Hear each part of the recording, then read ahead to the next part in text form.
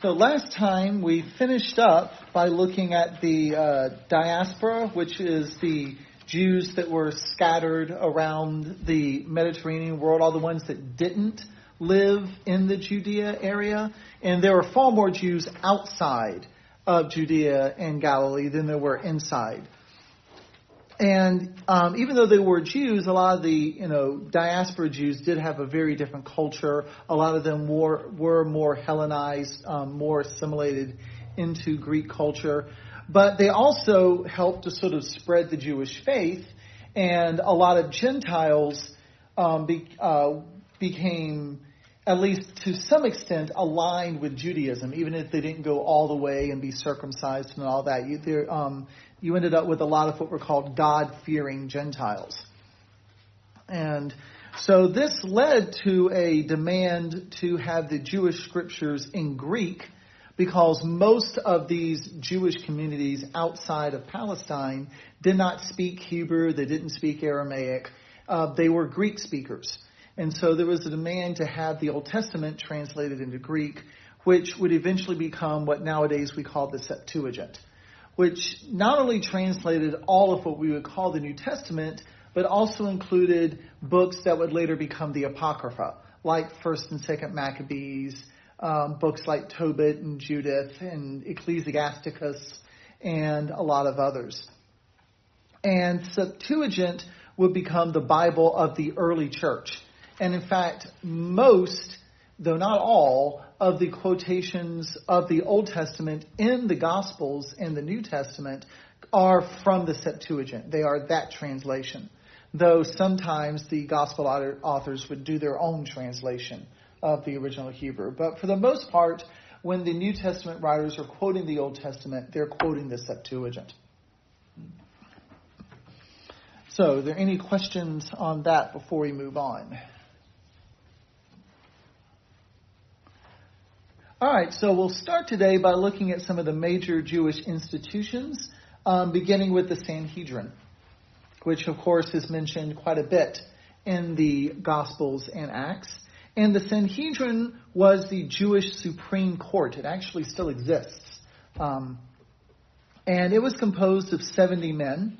You had the high priest, whoever it happened to be at that time, and the chief priests, which were 23 of the high-ranking priests that weren't the high priests. There were the scribes, which you had 23 scribes, and these were legal experts, both Pharisees and Sadducees. And finally, you had 23 elders, which were representatives of some of the most prominent Jewish families. So these 70 men would come together to form the Sanhedrin, which again was the Jewish Supreme Court. And to be on the Sanhedrin, men had to be at least 40 years old. They had to have had at least 3 prior offices. So you couldn't go straight to the Sanhedrin. You had to sort of work your way up to it. And each of them, at least theoretically, had to be unimpeachable. They had to be men of great integrity. Of course, realistically, that wasn't always the case. And we see that in like the trial of Jesus. It was held in a very sneaky fashion that was in no way compatible with men of integrity.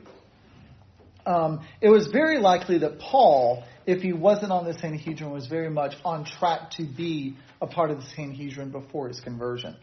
Because of his education.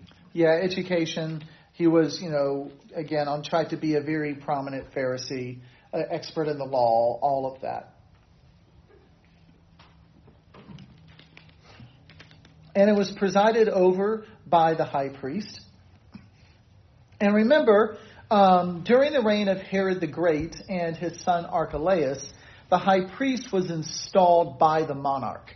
It wasn't just an issue of being next in line. It was the king who chose the high priest. And then, after the Herods were gone and Judea was under direct Roman rule, the high priesthood was appointed by the Senate, by the Roman Senate. So being the high priest was, again, very much a political position. And in the first century, the high priesthood was dominated by a single family. According to Josephus, the Romans elevated a man by the name of Annas ben Sethi to the position after the Romans began appointing them directly, who was actually very obscure. He wasn't like a really prominent priest from a prominent family or anything like that. But he was appointed because he was of the priestly line. He was wealthy, and above all, they knew he would be very compliant. They knew he would cooperate with the Romans. And so for the next 60 years, Annas and his sons dominated the high priesthood. So Annas was high priest from AD 6 to 15. So basically during, Jesus' teenage years. And then after that, he sort of retired. He never completely gave up the reins of power. Even after his sons became high priests, he sort of co-ruled with them. But officially, his time as high priest ended at AD 15. And then his sons and his son-in-law succeeded him. And his son-in-law was Caiaphas, who was the high priest who presided over Jesus' trial and was one of Jesus' greatest opponents. So, under the Romans, the Sanhedrin was the chief governing body in Judea. The Roman governor didn't really deal with day-to-day issues. He didn't oversee religious trials at all. That was the role of the Sanhedrin. So, the Sanhedrin regulated all religious matters and most civil issues. Again, this is why when they brought Jesus to Herod and to Pilate, the Sanhedrin couldn't tell them that he was blaspheming, because the Romans wouldn't care about that. They would just say, take care of him yourself. That's a religious issue. In order to get the death penalty, which the Sanhedrin wasn't allowed to give, they had to tell the Romans that, he was claiming to be, greater than Caesar. That was the crime to the Romans. But to the Sanhedrin, his crime was blasphemy, that he claimed to be God. So when the Sanhedrin decided criminal cases, acquittal required a simple majority. So that's half plus one. Half plus one would vote to acquit. To judge them guilty required a 2/3 majority. I'm not sure what they would do if they fell between those two. I guess they just had to keep arguing until they eventually settled on it. And the Sanhedrin even had its own security force. They did have some actual physical force authority, and that was the temple police. But their authority, as I've said, wasn't absolute. The Sanhedrin did not have the authority to give a capital sentence. They couldn't sentence someone to death. Only the Roman governor could do that. And again, for Jesus, that was Pontius Pilate. This is also, interestingly, in the stoning of Stephen. The reason why they were able to get away with that, because you notice, if you read the account, Stephen only appeared before the Sanhedrin. He was never taken to the Romans, but they stoned him anyway, because they were in between governors at the time. One had left, the other hadn't shown up yet, because it took time back then to go back and forth. So they took advantage of that to sneak it in and condemn him to death when there wasn't anyone around to tell them they couldn't do it.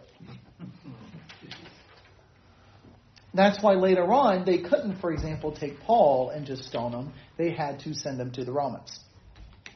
But they were able to get away with it with Stephen. Now, the Sanhedrin was abolished following the destruction of Jerusalem in 70 AD, which again is something we'll cover at the end of the course, which we probably won't get to until January if we take a break. It does exist in a form nowadays. I don't think it has the authority it did back then, but there is technically a Sanhedrin for Orthodox Jews. So any questions on the Sanhedrin?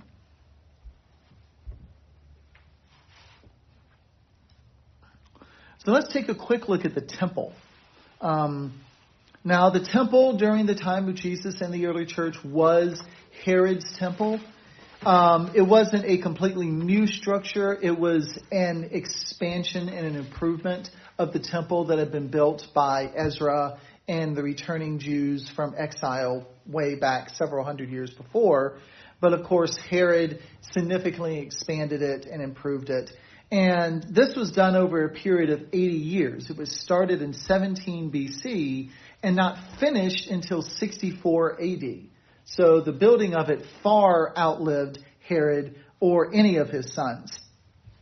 You notice that this is something that's even mentioned in the Gospels when, it talks about Jesus, build this temple up or destroy this temple and I'll raise it up in 3 days. There are some of the temple stones that were being used in construction there, because they would have all this stuff around because they were still working on building that temple, which is why it was such a big deal when he would say, I'll raise it up in 3 days.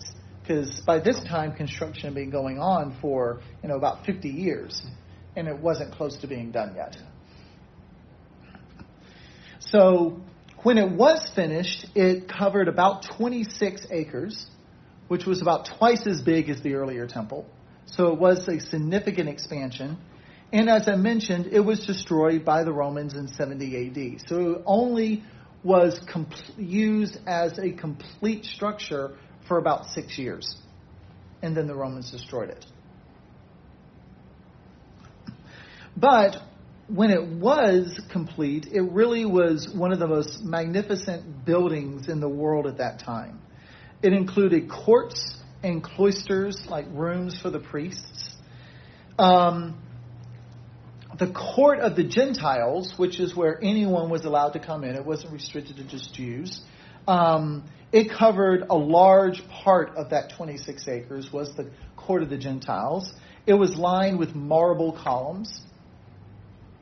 And inside the court of the Gentiles, there was the court of the Jews. And it was surrounded by a stone balustrade, which is a rail and the row of posts that support it. So it was railed in. So there was a court of the Gentiles outside, and then inside that was the court of the Jews. And then within the court of the Jews was the temple itself. So you had all this, open area outside of it, and then you had the temple itself, which was built on the highest ground. So as you're going into the temple, you keep going up. And then the temple was built right at the peak, where, of course, the Al-Aqsa Mosque, the Dome of the Rock, is nowadays, which is also, the highest point in Jerusalem, even today. The temple was made of large blocks of pure white stone. The temple itself was the same dimensions as Solomon's temple in terms of length and width. So if you looked at a floor plan, it would look the same, but it was 60 feet high. So it just, extended much further up than Solomon's original temple did. There was an altar of burnt offering that stood right before the temple entrance. And to the north of the altar was the place where sacrifices were killed.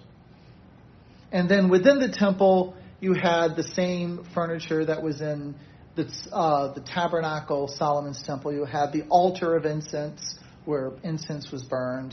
You had the 7-branch golden lampstand, the menorah. And you had the table for the showbread, which was the bread that was put out, symbolically sort of given to God. If you remember back in the Old Testament, it was a big deal when the priests gave David, who was fleeing Saul, some of the showbread, because it was only meant to be eaten by the priests because it was dedicated to God. So all of this was inside the temple. Okay, when you say 26 acres, that includes the court of the Gentile. Gentiles. In fact, the court of the Gentile was like that, 26 acres across. That was the largest outer. That was the outer part. And then everything else inside keeps getting smaller. So you'd have burnt offerings every day. So there were burnt offerings sacrificed every morning at 9 a.m. and every afternoon at 3 p.m. And of course, during holy days, this would be even more. But just on a regular every day, you had 2 times for burnt offerings. And of course, it wasn't like they just made 1 and then they were done until 3. The burnt offerings would go on for a while. So this is why there you had all these merchants in the outer courts of the temple, because they were selling, the animals to people so that people could then go and sacrifice them for the required offerings. And this was huge business because burnt offerings were just being made all the time. So there was a huge demand, and that's what the merchants were there for, was to sell the animals, at a pretty marked up price, which is what angered Jesus so much. So that was the temple. That was the center of sacrifice. And a lot of times we try to think of the temple as being like church, but that's a completely wrong way of viewing it. The temple, you didn't go to the temple for like services. You didn't go there to hear sermons and sing songs.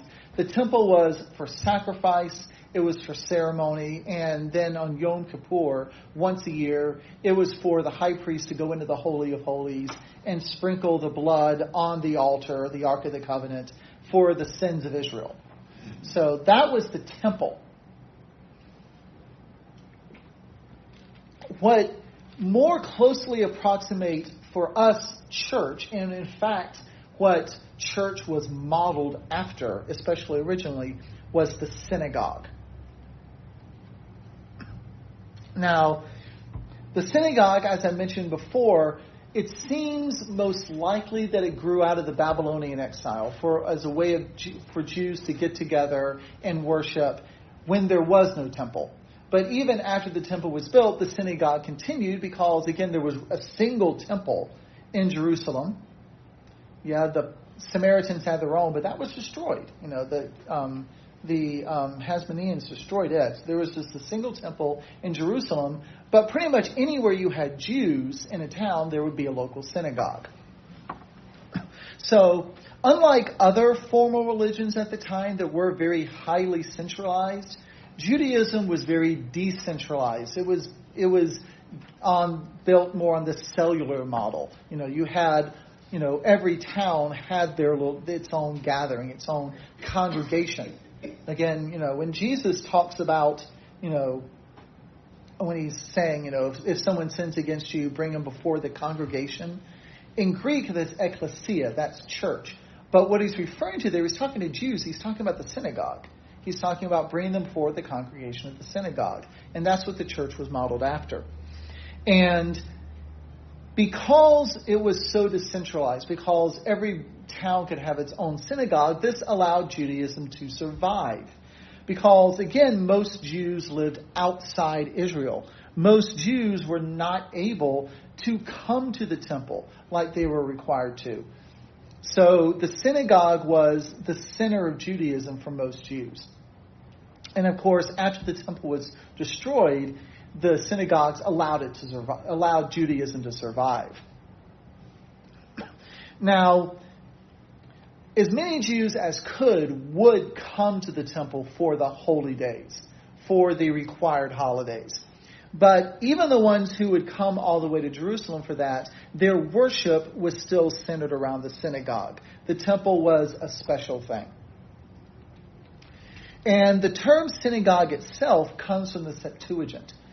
Synagogue is a Greek word. The little Y there kind of tells you that. You see a Y, it tends to be Greek. The Hebrew word is kahal, Qahal. But the term synagogue is the Greek. It actually comes from the Septuagint. And much like the way we think of the word church, the synagogue could mean a congregation of believers in Yahweh, a group of worshipers, or it could refer to the building itself. So just like our word church, it kind of had that double meaning. But by the 1st century AD, by Jesus' time, the word synagogue, again, much like the way we think of church nowadays, came to mean more the building. If you talk about a synagogue, people would think of a building before they would think of a group of people. And again, most towns and villages had a synagogue, Large cities would oftentimes have several, so a synagogue would be within easy reach. And a synagogue, for Jewish law, a synagogue could be formed anywhere that had at least 10 men who were qualified to be elders. So if you had 10, you could form the synagogue for your village. There was no set structure to them. There was no standardized size or shape. Again, legally, but traditionally, in terms of culture, there does seem to be a few, standard features.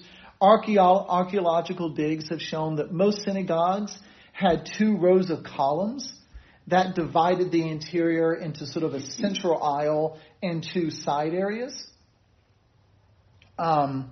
Where a lot of times you'd have division between men and women. You'd have men sitting on one side, women sitting on the other, which is something you used to have in church. You don't see that as much anymore, but go back to colonial times, that would be fairly common in churches as well. And ideally, you would build a synagogue on the highest point in town, and the front door would face Jerusalem.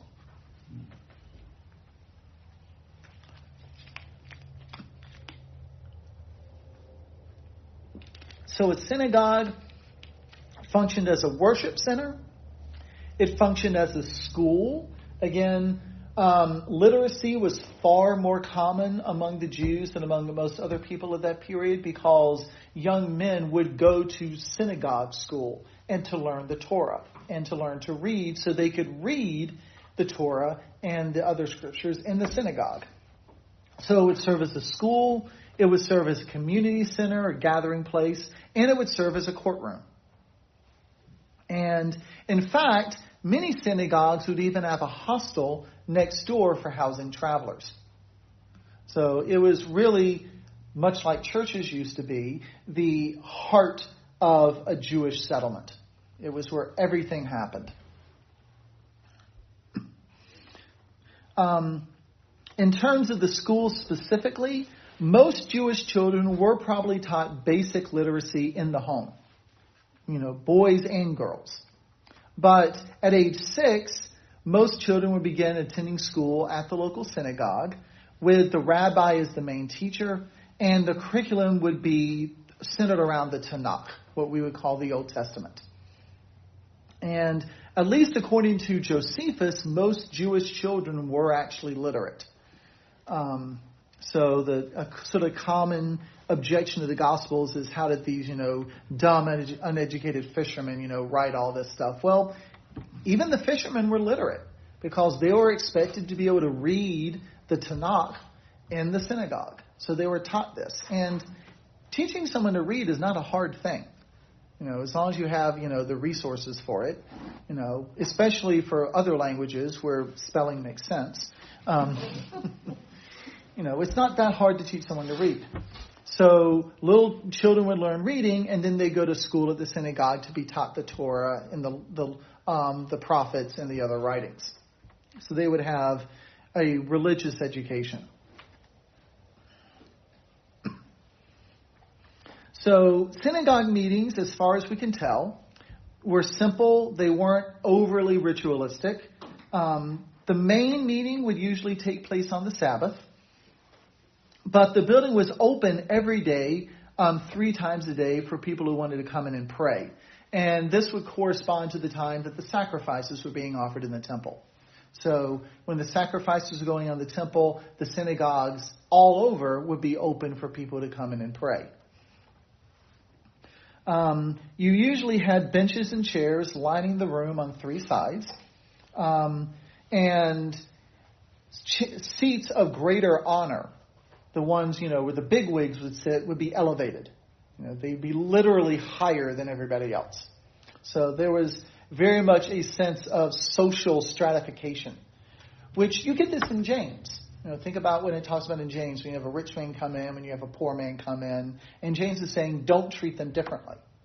Because in the synagogue, they would very much be treated differently. And James did not want that happening in the church. So at the front, you'd have a raised platform where whoever was speaking could address There was a chest, which was known as the Ark, that contained the scrolls of the Tanakh, of the Scriptures. This, by the way, you have a lot of the same structure and same setup in modern-day synagogues as well. I mean, it hasn't changed that much. So meetings would begin with the people standing. They faced Jerusalem. Remember, the front door was towards Jerusalem, so people would know which way it was.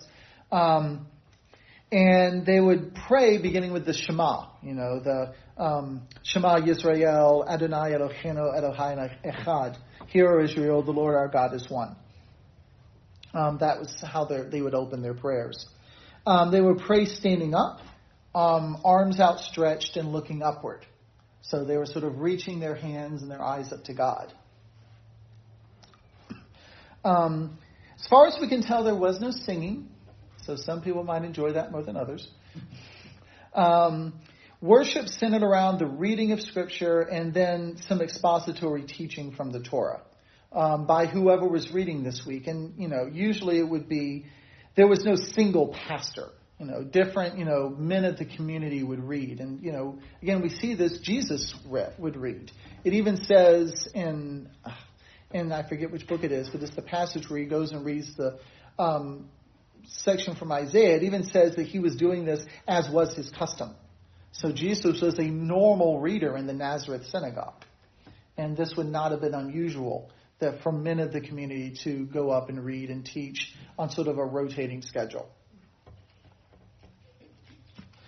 So at the conclusion, the congregates would recite 18 benedictions and prayers. Later on, in addition to these 18 benedictions, they would add curses for Christians. The Jews would actually curse the Christians as part of their synagogue services. Lovely. And then, as they left, they would give their alms to the poor. And again, remember the story of the widow's mite, where, Jesus and the disciples are watching people drop alms in the box for the poor, and the rich people would dump a bunch in. It'd be really noisy, and the widow just gives 2 small coins. And this is what people would do as they left the synagogue, as they left worship. So not that different, actually, than what we've had.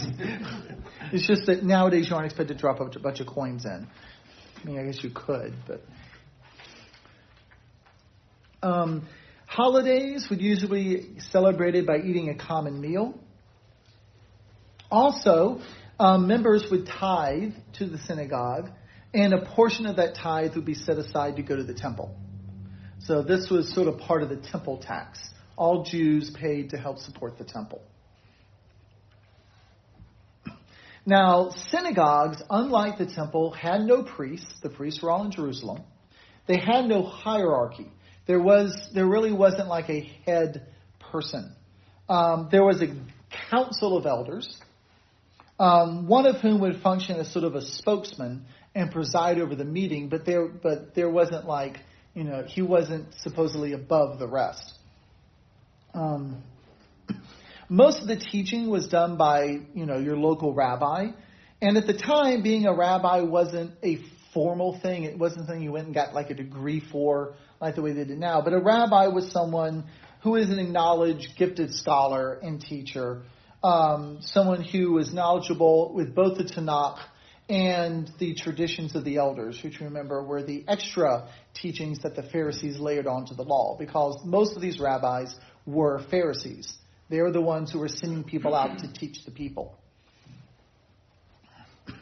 So you'd have a rabbi teach, or you would have one of the elders of the synagogue read from the law or the prophets. And then the elders would also be a local Sanhedrin. So there was the capital S Sanhedrin. That was the Supreme Court. That was the one in Jerusalem. But the elders of the synagogue were the local Sanhedrin. They were your local court. Did they still have the 70 numbers? No, because it was whoever the elders were. Yeah. And remember, you could have as few as 10 elders and have a synagogue. Now, to be an elder, you had to be married. Marriage has always been really big in Judaism. They've never believed in single men being leaders. You had to be 30 years of age or older. You had to know the scriptures, and you had to have a good reputation. And it's very likely that Paul was, sort of drawing from this when he gave qualifications for elders in 1 Timothy. All that it says. Husband of one wife, able to teach. All that would have been very similar to the requirements for a synagogue elder. It's somewhat debatable whether, Paul would have required them to be married. There's a lot of question as to what does it mean to be the husband of one wife. But for the synagogue, you definitely had to be married. Which is why a lot of people think that Paul was married, that he would not have attained the status he had without being married. But again, there's still a lot of debate there.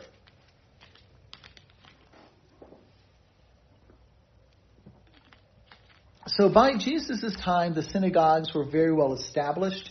They were, in a lot of ways, more central to Judaism than the temple was.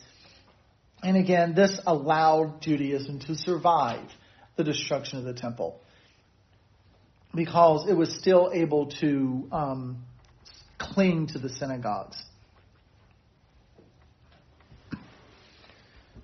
Questions?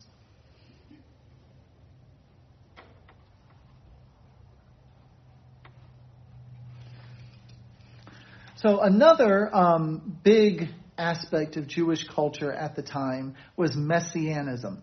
You had a lot of people claiming to be the Messiah. And this is hardly surprising. In the first century, there was a lot of political oppression. There was a lot of economic suffering. People were just having a really hard time. So that tends to give rise to a lot of political factions and religious fanaticism. So these were really just rampant. There was a strong sort of apocalyptic spirit. People really believed that they were living at the end of days, that the day of the Lord was coming anytime. And as a result, many Jews were really clinging to the prophet's promise of a coming Messiah. And so you have a lot of self-proclaimed messiahs popping up all over the place. And some of these were more spiritual. They were claiming to be spiritual reformers, bringing Israel back to God. Others were more political. People claiming that they were going to drive out the Romans and restore Israel to its political glory. The New Testament actually mentions 3 of these in Acts. And I'll actually read it. So, first of all, we have Acts 5:35 through 37. And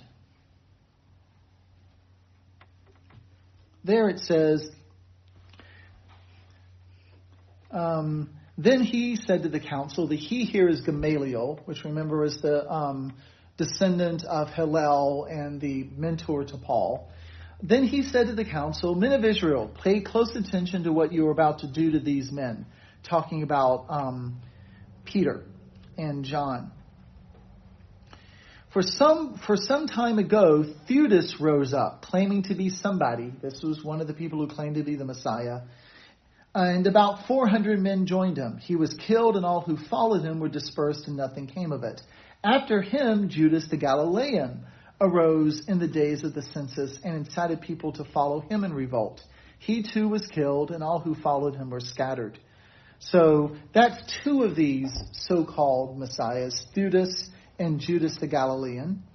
There was also an Egyptian Jew, and remember most Jews lived outside of Israel, so saying an Egyptian Jew wasn't an oxymoron or anything. And they talk about him in Acts 21:38. So Acts 21:38 says, some Roman soldiers are talking to Paul after he's been arrested.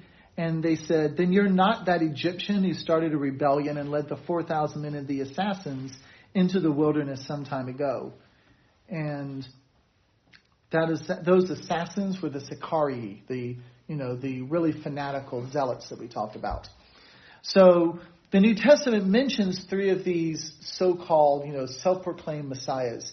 Theudas, Judas the Galilean, and this Egyptian Jew, all who tried to raise up forces to rebel against the Romans.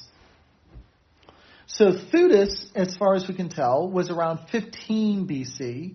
He claimed to be the Messiah. He attracted hundreds of disciples.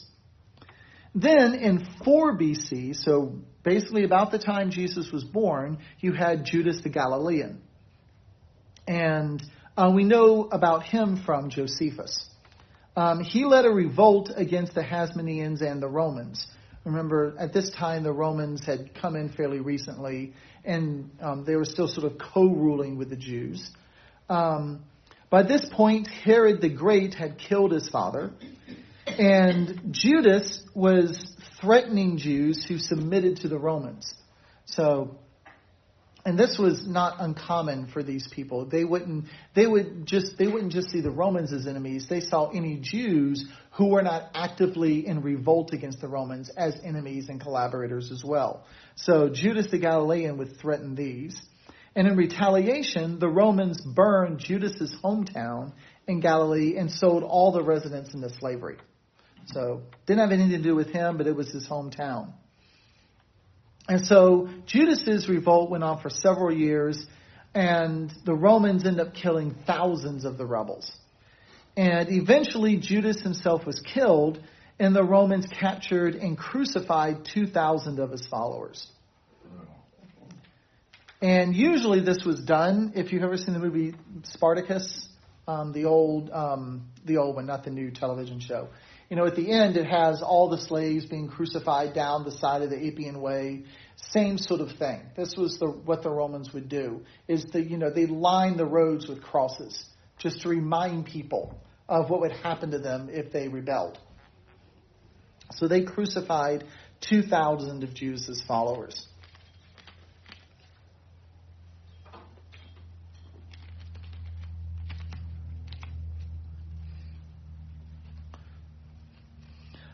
So after Herod, you had another one of these self-proclaimed messiahs named Simon of Perea, who tried to seize the throne. He was actually a former slave of Herod. He crowned himself king. He plundered and burned Herod's palace in Jericho, but he was very quickly caught and beheaded. So they took care of him quickly. But about the same time, a shepherd from Judah named Ethronges tried to also install himself as king. And according to Josephus, he was remarkable for his great size and strength. And he fought with his, quote, burly brothers, and for 2 years waged a guerrilla campaign against the Romans. And he actually managed to rule over parts of Judea for those 2 years before the Romans finally took him out. We already mentioned the Egyptian Jew. Apparently, he declared that he was a prophet. So he was less of a political person, more of a religious. He declared himself a prophet. He gathered his followers up at the top of the Mount of Olives. And he claimed that he would make the walls of Jerusalem collapse, like Jericho, as a sign from God. And then he and his followers would march in and take possession of the city and drive out the Romans. The Romans, of course, counterattacked. They killed 400 Jews. They captured 200. But the Egyptian actually managed to escape. So they weren't able to capture and kill him. And this is the one who the Romans first thought Paul might be. When he was, when the Jews were stirring up a lot of trouble about Paul, and I think it was Ephesus. No, that was in Jerusalem, actually. In Jerusalem. And the Romans asked him if he was that Egyptian. Which may have been his accent, may have just been how he looked, or whatever, but they thought maybe he'd come back. Then in the late 40s, you have another theudas. So this is actually a bit of an issue that you hear a lot as, a problem that, there's these two different theudases and which one is actually being talked about with Acts. But this theudas comes along. He claims to be a prophet, and he's actually a magician. Like Simon the magician that's talked about in Acts. So he convinces people to follow him to the Jordan River, and he promises to part the waters of the Jordan River to show that he's a prophet. And the Roman procurator at the time, who was named Theudas, dispatched the cavalry, took him out, and killed off many of his followers. And they actually took his head back to Jerusalem and displayed it near one of the city gates. And then Theudas' successor, Tiberius Alexander, actually catches and crucifies two of Judas the Galilean's sons, James and Simon. Another one of his sons would go on to play a large role in the Jewish revolt in 66. So again, we'll talk about that near the end. So, calling yourself the Messiah was not unusual back then. You had messiahs all over the place. Some, again, claiming political goals, some of which claim to be prophets from God. Is that really why Jesus wouldn't say, tell people don't say anything about that? That's possible. With Jesus, I think it's at least partly because he didn't want the crucifixion to come too early. But yeah, I mean, he probably didn't want to be seen as just another one of these messiahs. But the thing to note is that calling yourself the Messiah, at least to the Jews, wasn't illegal. I mean, the Romans didn't like it. But to the Jews, it wasn't seen as necessarily a bad thing. It wasn't blasphemous. It wasn't dangerous to the Jewish authorities. In fact, they were all for the messiahs. They wanted a Messiah. Their opposition to Jesus wasn't because he called himself Messiah, but because, he claimed that their interpretation of the law was wrong. And he, portrayed a very different way of following the Torah. And of course, he also claimed to be God, which was blasphemous. None of the other messiahs claimed that. That wasn't part of being a Messiah. No one before Jesus thought the Messiah was going to be God. At least, it wasn't popular. There were some Jewish scholars who were sort of in that direction. But it wasn't a popular view of the Messiah that he would be divine. So Jesus calling himself Messiah, no big deal. Calling himself divine was the problem. So what was their definition of Messiah? Well, and basically the Messiah was someone who would come and rescue Israel. And some saw that in a political lens, that the Messiah would come and drive out any foreign oppressors and make Israel great again, basically. While other people did see the Messiah as more of a spiritual leader, someone who would come and bring Israel back to a more pure following of Yahweh. But again, most people didn't connect the Messiah with the suffering servant. People didn't see the Messiah as coming to die for their sins. Again, it was all in there. It was in the scriptures, but they weren't seeing it because it wasn't what they wanted. Well, the Jews were so hungry for something. Yeah. And these people come in and they would tell them, they were telling what they wanted to hear. Temple, resurrect Jerusalem, bring the dead back. And it didn't take them long to. I go with you. I'm on your team. But, yeah. Because they were hungry. Yeah, they were. And there was a very widespread sense that something was going to happen. And, the scholars would have known that they were in that time that Daniel had prophesied, because he'd given, the whole weeks of years thing. They knew that was coming up. And there was just a very popular sense that something was going to happen, that they were near the day of the Lord. It was very apocalyptic. There were loads of people's, who were looking for the Messiah to show up anytime. And these people came and told them what they wanted to hear, and they get followers that way. And even though the Romans would kill off all the followers, the next person would get more followers, because people were just that desperate. Anything else? So, not surprisingly, relations between Jewish and Gentiles at the time were very tense. There was a lot of Jewish and Gentile tension at the time. And there really had been ever since John Hyrcanus. Remember, he was the Hasmonean king who went out and conquered a lot of the area around Israel and forced them to convert to Judaism. And that really gave rise to the first real anti-Semitism. And ever since then, there have been a lot of tensions and conflict between the Jews and the Gentiles. And this will really sort of reach a head in what was called the Alexandria riots, and which occurred in 41 AD. So there was a lot of anti-Semitism due to the acts of the Hasmoneans. Also, there was a lot of anti-Semitism because under at least Julius and Augustus Caesar, the Jews had enjoyed special status. Julius Caesar and Augustus Caesar actually had a fair amount of respect for the Jews. They treated them specially.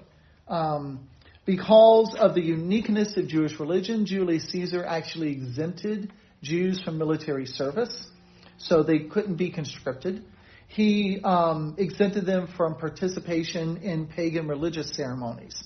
Anyone else would be required to, at least pay some kind of worship to the emperor and the Greek and Roman gods. And the Jews were exempt from that. And they were exempt from any kind of working on the Sabbath. Basically, the compromise, because, the Caesars still wanted some acknowledgement. So Jewish priests in the temple, instead of being required to sacrifice to Caesar, they were allowed to sacrifice on behalf of Caesar. Basically asking God's blessing on Caesar. And, for a while at least, the emperors were happy with that. But again, that was special treatment, and that stirs up a lot of resentment from everyone else. And also, anytime you call yourself God's chosen people and kind of act like it, you're going to annoy everyone else around you. And there certainly could be very much this attitude of we're better than you. So that never makes you well liked. And again, this was widespread because you didn't just have Jews in Judea and Galilee, you had them throughout the empire. In fact, you had more Jews in Egypt, especially Alexandria, than you even had in Judea and Galilee. But this sort of special treatment didn't last long. So in AD 41, the Emperor Caligula, one of the more infamous, especially the early Roman empires, revoked all of the Jews' special rights and privileges. And immediately people started taking advantage of this. So in the city of Alexandria, which had a Jewish population of roughly 200 to 300,000, so an enormous Jewish population just in the city of Alexandria in Egypt. So the Roman governor of Alexandria, Flaccus, called for placing busts of the emperor in the synagogues. So lots of synagogues. He wanted busts of Caligula placed in there. And, of course, the Jews saw this as sacrilege. So they resisted violently. And because the Jews resisted this, the governor encouraged the rest of the population to turn on them. So you had mobs of people rampaging through Jewish neighborhoods, destroying synagogues, plundering Jewish homes, and driving them basically into ghettos, which is something you would see for the next 2,000 years in Europe. You had the Jewish ghettos. And according to Philo of Alexandria, who was one of the great Jewish thinkers of the time, thousands of Jews were harassed, beaten, murdered, or even crucified by these hostile mobs. So Philo ends up leading a delegation of high-ranking Jews to Rome to plead their case before the emperor. However, while he's there, Philo learns that Caligula has ordered the erection of a statue of Zeus inside the Jewish temple in Jerusalem. So he's sort of starting to replay Antiochus Epiphanes in his abomination of desolation. Remember, he erects a statue of Zeus and sacrifices a pig on the altar. So, again, Caligula, not one of the more popular emperors, usually considered to be sort of insane. But the Roman governor of Syria, and remember by this point, Judea, Galilee were officially part of Syria. The Roman emperor there realized that if he actually followed through on Caligula's order, it would cause a riot and maybe just a total revolt. And in fact, at one point, a huge crowd of Jews actually came to the governor and declared that he would have to kill them all before they allowed the temple to be desecrated. So all of this led Petronius, the governor, to protest Caligula's order. Also, Herod Agrippa I, who was the Jewish king at the time, who was a friend of Caligula, also managed to convince Caligula to rescind the order. However, because the governor had resisted the order, Caligula ordered him to commit suicide. But fortunately, Caligula was assassinated before he actually received the order to commit suicide, so he didn't have to do it. So in the end, major bloodshed was averted. There wasn't a full-scale Jewish revolt. But this really indicates the beginning of trouble for the Jews in the Roman Empire. And it really illustrates the amount of anti-Jewish feeling there was around and the lessening of the Jewish status, which would eventually lead to the Jewish revolts and the destruction of the temple and basically the destruction of any kind of Jewish state at all. Questions?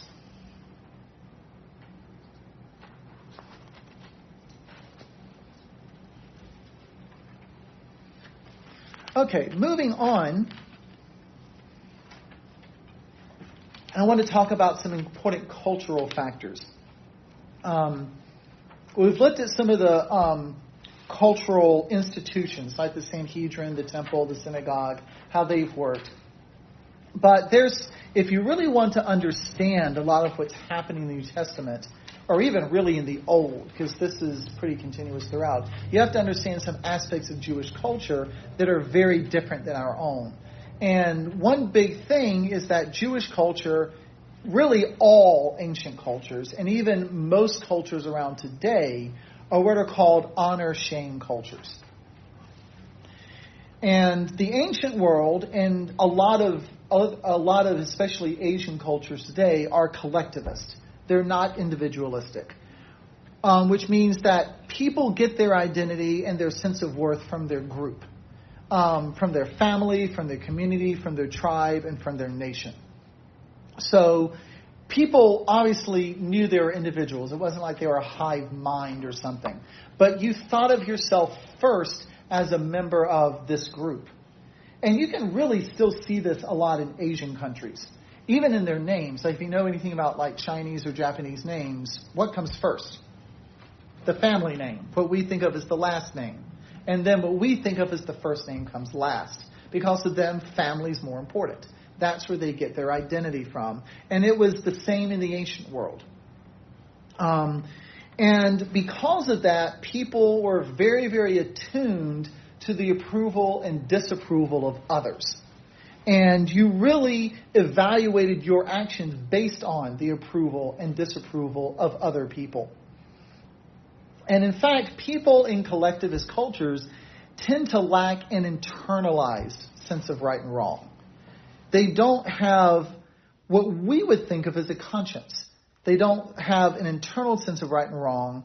Rather than thinking in terms of something being absolutely right or absolutely wrong, they think in terms of honor and shame, which are community values. You don't have self-honor. You get your honor from your community. That's something that's bestowed on you.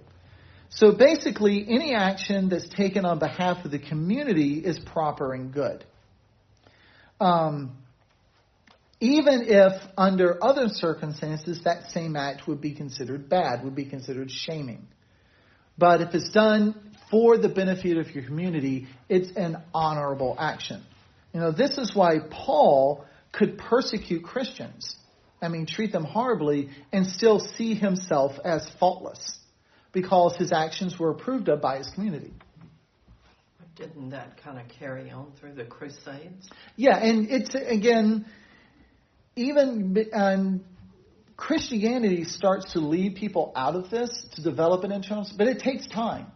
And you still had a lot of this even during the medieval period. And most non-Western societies are still founded on this honor-shame model. Aristotle, for example, listed 2 motives that people might have for some course of action. In other words, Aristotle said that the reason people do anything is either to bring them pleasure or because it's a matter of honor. He saw honor with pleasure as the greatest good. Pleasure without honor was the worst evil. He said those who put pleasure ahead of honor were considered to be less than human because they were ruled by their desires. They were ruled by their passions. Whereas, you were supposed to be ruled by your honor, by the sense of community approval of your actions.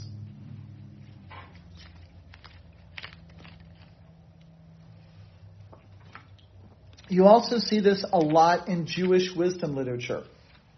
Like the book The Wisdom of Ben Sirach or Ecclesiasticus, which is part of the Apocrypha. You see a lot of honor and shame language. You see promises of honor and threats of dishonor as being major ways of compelling people towards action.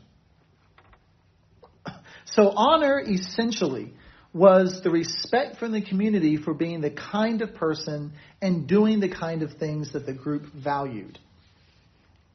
So if you were acting to benefit the group as a whole, you were an honorable person. You had honor. Dishonor, shame, on the other hand, is being seen as less than valuable because one has behaved in ways that run contrary to the values of the group. So basically, for a person living in an honor-shame culture, which was all ancient societies, the driving force in their life was to not bring shame on themselves, their family, or their group. You still see this out. Think about these Muslim countries with honor killings. Because they see someone as having brought shame on their family. Therefore, the way to negate that shame is to kill them because that removes the source of shame and brings the honor back. And this is seen as a good thing because even if they believe that killing might in the whole not be good, killing for honor, because it benefits the community, is seen as a good thing. So being shamed was a very negative thing. However, people were supposed to have a sense of shame. A sense of shame was basically a knowledge of what would bring shame. It was the sensitivity to the opinion of the group. And a desire to avoid actions that would bring disgrace. So you were supposed to cultivate a sense of shame so that you would know what actions would bring shame and avoid it. So you see this a lot in the New Testament, even if it doesn't use this precise language. But if you're reading the New Testament and you see words like glory, reputation, honor, and praise, those are basically making appeals to honor. Those are words that to the first century readers would have said that basically these actions will increase your honor. They will bring you glory. They will improve your reputation. They will give you praise. Those are all ways of saying they will increase your honor. These are honorable things to do. Words like dishonor, reproach, scorn, or slander are markers of shame. So when the Bible, when Paul or someone says that this is a reproach to you, what he's saying is that this will bring shame on you and on your group, on the Christian community.